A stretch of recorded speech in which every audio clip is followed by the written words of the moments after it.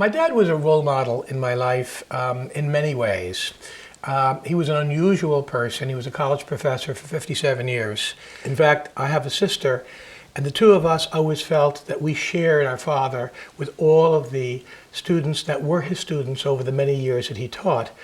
One of the great joys in my life is I was able to study under my father, and my son was able to study under me.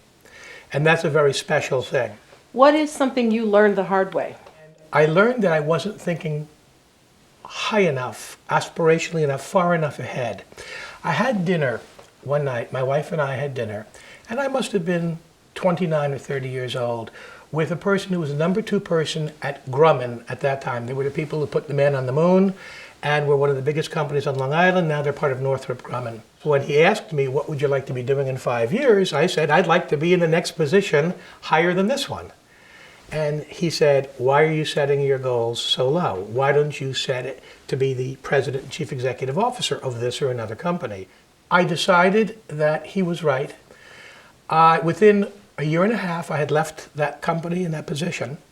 And before 5 years went by, I became the chief executive officer of one of Swiss Reinsurance's companies in New York. Once you're my student, you're always my student. Now, in the future, as long as you want to. I'm interested not only in what they're learning in my class, but what they do with it, the internships and jobs that they get, the mentorships that they have, and what they're going to do, not just for the first job out of school, but for the subsequent jobs. It's a relationship, it's not a transaction.